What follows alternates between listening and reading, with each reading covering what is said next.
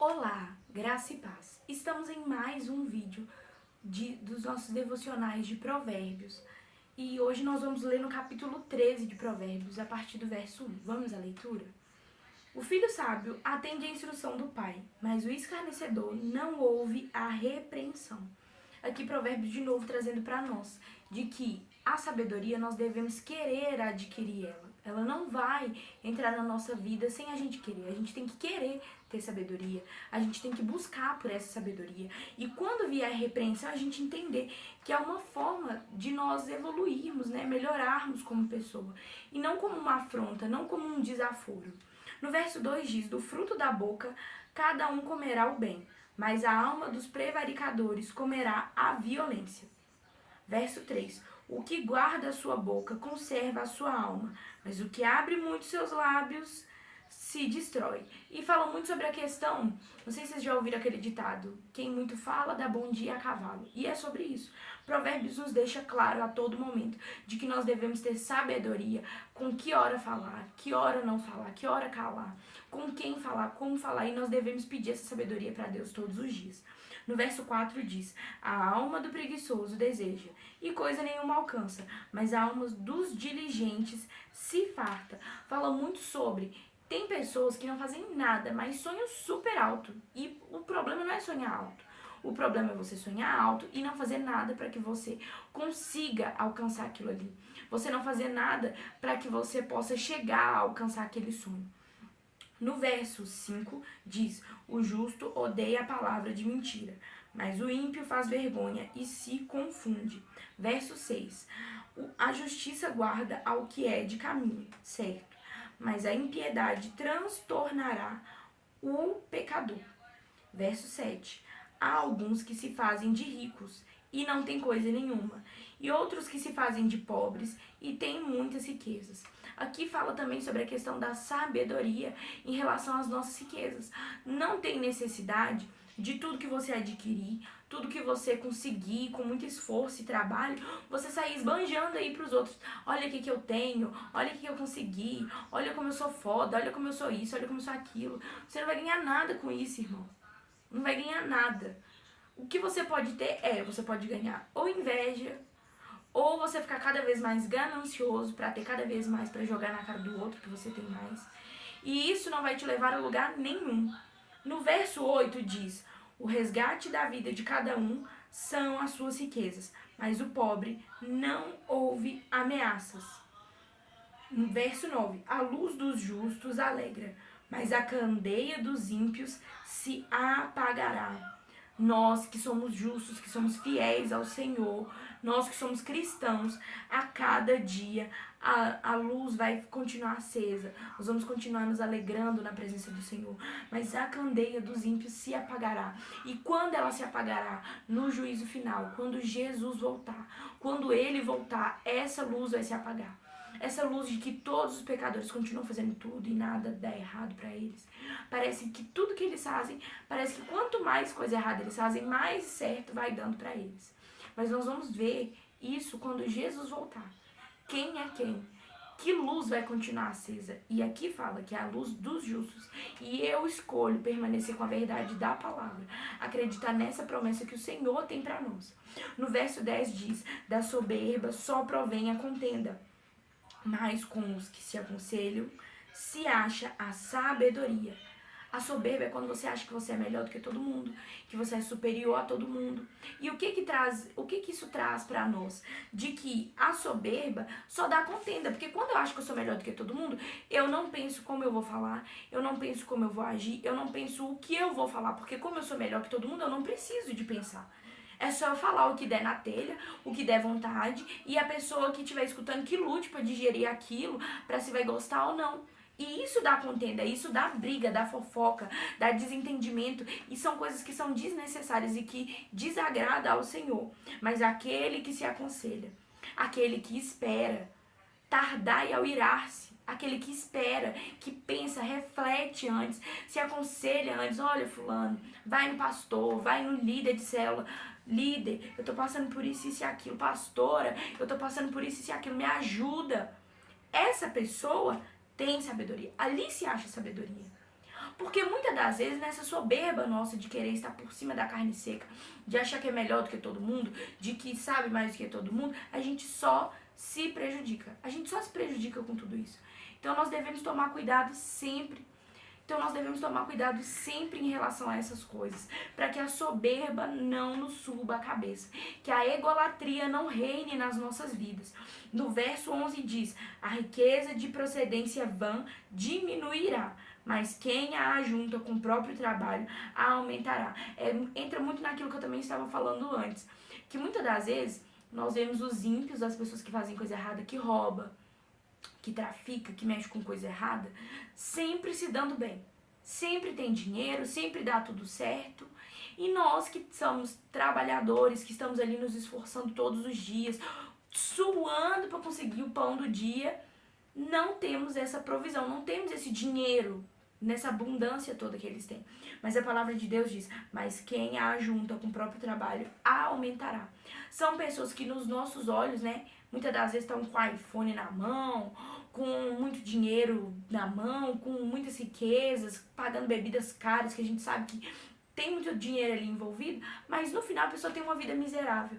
E entre ter muito dinheiro com uma vida miserável e ter uma vida digna, uma vida não com muitos luxos, mas que tem a presença do Senhor, que agrada ao Senhor, eu prefiro viver uma vida que agrada ao Senhor. E aqui fala: aquele que com o próprio trabalho ajunta, vai aumentar suas riquezas. Não vai ser no mesmo tempo que o deles. Não vai ser no mesmo tempo que os ímpios, só se Deus quiser. Mas você vai aumentar suas riquezas. Aos poucos, se você tiver sabedoria, discernimento, você vai aumentar suas riquezas. E é um processo. E outra coisa, da mesma forma que eles conseguem a riqueza deles rápido, elas também vão embora muito rápido. Porque é um dinheiro sujo, não é um dinheiro abençoado pelo Senhor. No verso 12 diz: a esperança adiada desfalece o coração, mas o desejo atendido é árvore de vida. O que despreza a palavra perecerá, mas o que teme o mandamento será galardoado. Eu acredito, e a palavra de Deus nos leva a acreditar nisso, de que nós teremos o nosso galardão quando Jesus voltar, que nos encontrarmos com um noivo, que vai ser algo tremendo. Nós vamos ter o nosso galardão. E o que é o galardão? É a resposta de todas as obras que nós praticamos aqui na terra. Muitas das vezes você vê pessoas que são cristãs, que estão ali a vida toda e que têm uma vida triste, passam por muitas lutas e provações, mas o galardão delas está guardado. Pode ser que você viva a sua vida toda e não tenha sua recompensa aqui, não se iluda. Pode ser que você não tenha sua recompensa aqui. Mas uma coisa você pode ter certeza: o seu galardão está guardado se você está servindo ao Senhor, se você está honrando ao Senhor, se você está engrandecendo o nome dEle. Aqui também no verso 14 diz: a doutrina do sábio é uma fonte de vida para se desviar dos laços da morte. Novamente apontando sobre a importância e o porquê de você pedir conselho para as outras pessoas. No verso 15 diz: o bom entendimento favorece, mas o caminho dos prevaricadores é áspero. Então aqui fala sobre as pessoas que cometem a iniquidade, que cometem o pecado. Se você tem um bom entendimento, se você tem sabedoria, você vai ser favorecido. Por quê? Porque você vai saber como agir, como se portar, o que fazer. Mas o caminho dos prevaricadores, dos pecadores é áspero. Por quê? Porque é difícil. Na grande maioria é difícil. A pessoa fica dando murro em ponto de faca, fica insistindo em coisas que não devia insistir, não abre mão daquilo que deveria abrir mão, e aí vai tendo um caminho áspero, um caminho difícil de seguir. No verso 16 diz: todo prudente procede com conhecimento, mas o insensato espraia a sua loucura. Aquele que é insensato passa por dificuldades, por falta simplesmente de sabedoria. Falta-lhe sabedoria, falta-lhe discernimento para saber como lidar com as situações. No verso 18 diz pobreza. No verso 17 diz: o que prega a maldade cai no mal, mas o embaixador fiel é saúde. Verso 18: pobreza e afronta virão ao que rejeita a instrução, mas o que guarda a repreensão será honrado. Verso 19: o desejo que se alcança deleita a alma, mas aparta-se do mal, é abominável para os insensatos. O que anda com os sábios ficará sábio, mas o companheiro dos tolos será destruído. Vigie nas pessoas que você tem andado. Vigie nas pessoas que você tem sido influenciado. Porque nas relações humanas, ou você influencia, ou você tem sido influenciado. Que você observe as amizades que você tem tido, as pessoas que você tem andado. Se são pessoas que você está fazendo a diferença, ou se elas estão fazendo a diferença em você de uma maneira negativa. Porque aqui fala, aquele que anda com sábios ficará cada vez mais sábio, mas aquele que anda com os tolos cada vez mais se fartará de tolice. No verso 21 diz, o mal perseguirá os pecadores, mas os justos serão galardoados com o bem. Verso 22, o homem de bem deixa uma herança aos filhos de seus filhos, mas a riqueza do pecador é depositada para o justo.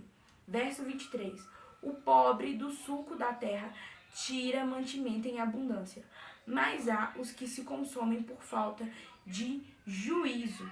Verso 24, o que não faz uso da vara odeia seu filho, mas o que o ama desde cedo o castiga. Aqui fala sobre a forma que nós devemos corrigir os nossos filhos, da forma que nós devemos tratar eles. Nós não podemos deixar de corrigir. É por isso que se vê tantas coisas acontecendo hoje em dia, porque não há correção. E não necessariamente se fala aqui sobre violência, mas fala também sobre a questão do corrigir. Hoje em dia nós vemos coisas acontecendo, por exemplo, esses dias atrás eu vi uma mãe falando que tinha um momento do palavrão com a filha dela, onde as duas podiam falar palavrões o tanto quisessem. E isso pra mim, no contexto bíblico, é um absurdo, porque nós não devemos normalizar aquilo que é errado. Nós não devemos ter um momento para que o nosso filho faça algo de errado. Eu ainda não sou mãe e tenho que tomar até muito cuidado com o que eu vou falar aqui. Mas eu acredito, de acordo com o que a palavra de Deus diz, de que nós não devemos ter um momento para que o seu filho tenha permissão para fazer coisas erradas. E nós devemos ter uma vida de constante vigilância. Porque a palavra de Deus fala que aquele que conhece o caminho do Senhor continuará nos átrios dele. Se conhecer desde criança, continuará nos átrios dele. Então nós devemos falar para as nossas crianças sobre o evangelho, levá-las à igreja, ensiná-las e corrigi-las. Nós não devemos deixar sair tudo da forma delas, sair tudo correndo do jeito delas, de qualquer maneira, porque isso não agrada ao Senhor. Aqui fala, o que não faz uso da vara odeia seu filho. Aquele que não corrige odeia o seu filho. Mas o que o ama, desde cedo o castiga, desde cedo o corrige, desde cedo fala assim, olha, você fez isso de errado, você vai ficar ali de castigo, porque você fez isso errado. E assim ele vai crescer e vai amadurecer e vai estar de acordo com aquilo que a palavra do Senhor diz. Eu gosto muito de acompanhar aquela pastora Raquel Lima, e ela fala muito isso para os filhos dela, que se eles não souberem escutar um não dela, eles também não vão saber escutar um não de Deus. Então nós devemos estar sempre educando os nossos filhos da melhor maneira possível, educando as crianças da melhor maneira possível, corrigindo, não deixando correr solto tudo aquilo que está errado, deixando acontecer. Nós não podemos fazer isso. E no último verso 25 diz, o justo come até ficar satisfeito, mas o ventre dos ímpios passará necessidade. Por mais que muitas das vezes nós como cristãos passamos vontade, né? Nossa, eu tô com vontade de comer tal coisa e não tem condição de comprar. Mas nós nunca passamos necessidade. Deus não deixa com que falte pão na mesa do justo. Deus não deixa com que falte pão na mesa do justo. Deus está sempre provendo. Deus está sempre nos dando o que nós precisamos. E nós devemos agradecer, ser gratos por Deus, nunca deixar faltar nada daquilo que precisamos. Em nome de Jesus, eu te peço que nesse momento, assim que você encerrar esse vídeo, que você tenha um momento de gratidão a Deus. Que você agradeça a Ele pela sabedoria que Ele te deu e que Ele vai te dar. Que você agradeça a Ele por nunca ter deixado nada faltar na sua mesa. Porque eu tenho certeza que Deus nunca deixou faltar nada na sua mesa. Você nunca passou fome. E se passou, era por um propósito, mas que Deus provia depois. Deus trazia a provisão. Então que você agradeça a Ele a esse momento por prover a saúde, por prover a energia que nós temos, por prover o alimento. Em nome de Jesus, eu espero que você tenha sido edificado através desse vídeo. Que Deus te abençoe.